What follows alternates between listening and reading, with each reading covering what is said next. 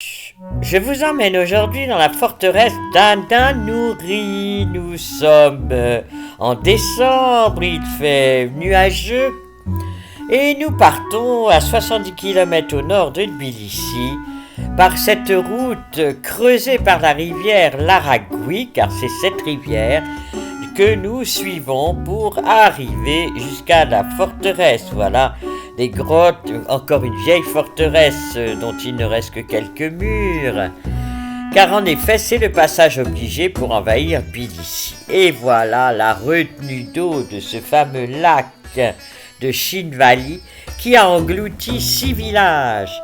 Heureusement la forteresse dominait l'endroit et n'a pas été démolie. La forteresse remonte au XIIIe siècle, c'était le château des ducs d'Aragui. Entrons par cette porte, voyez, avec un peu les arcs arabes, et là nous arrivons alors qu'une tour est vraiment placée devant la porte d'entrée de la vieille église, sculptée, regardez, c'est magnifique. Et là nous allons emprunter le chemin de ronde pour découvrir les deux églises sous leur meilleur angle.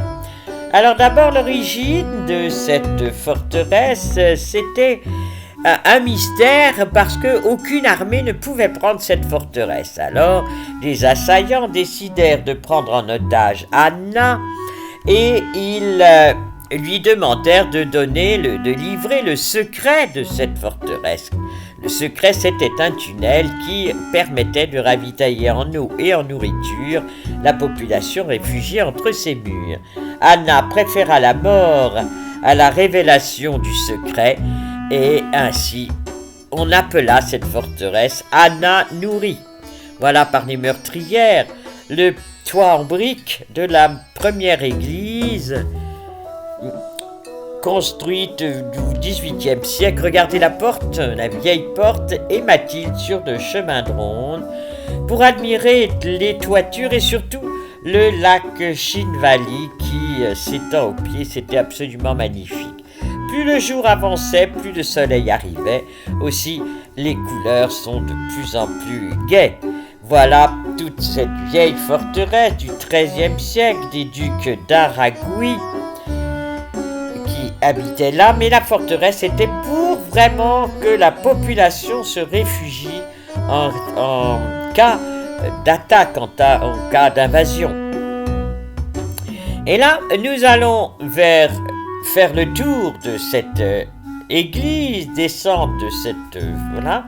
Ce sont les tombes des ducs d'Aragui qui sont là, 14-15e siècle, et regardez le vieux clocher qui a résisté aux ans et qui est toujours là pour dominer le lac. Voilà la porte que j'appelle la porte des anges. J'aime beaucoup cela, regardez ces anges absolument trop jolis, avec la troisième aile qui est repliée au-dessus de leur tête.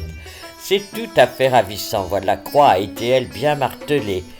Voilà la porte des anges. Nous continuons à faire le tour de cette vieille église qui a été construite en 1689, vous la voyez, celle-là, la magnifique, pour le fils du duc Bardswin.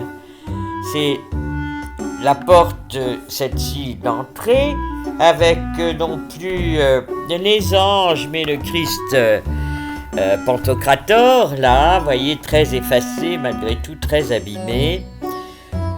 Toujours ces arabesques, et là, un chat, évidemment, Mathilde ne résiste pas à l'envie de dorloter ce petit chat. Entrons dans l'église. Par une chance inouïe, on était dimanche, et c'était la fin de la messe, donc la vénération de la croix. Donc je laisse les chants de cette église ce jour-là, voilà, l'iconostase très russe, et puis les malheureux quelques petits morceaux de fresques qui restent du XVIIIe siècle.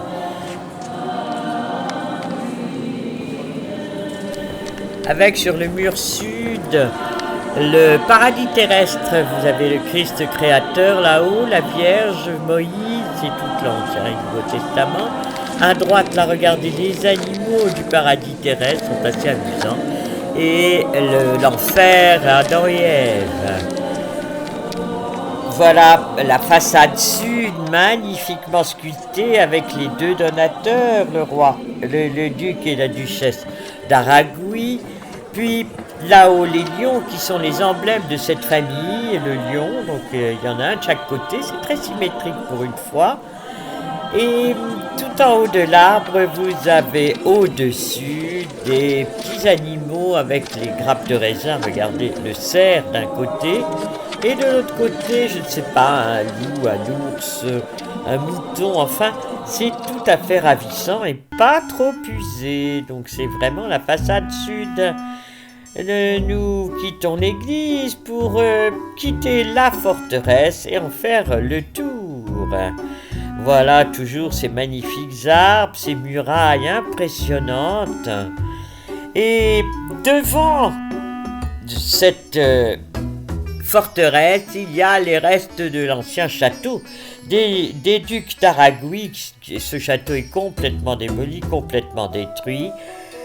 Mais regardez, à côté, il y a des attrapes touristes et voilà notre Mathilde avec le chapeau du coin de Mtiati. Là, c'est vraiment la région avec les chapeaux de berger. Voilà, le temps tourne, l'heure tourne, les chevaux rentrent à l'écurie et nous à Tbilissi. Voilà la forteresse et je vous laisse sur cette magnifique vue de cet endroit super, tellement bien situé. Et je vous dis avec les anges que les anges vous protègent et je vous dis à très bientôt pour une autre visite. Au revoir.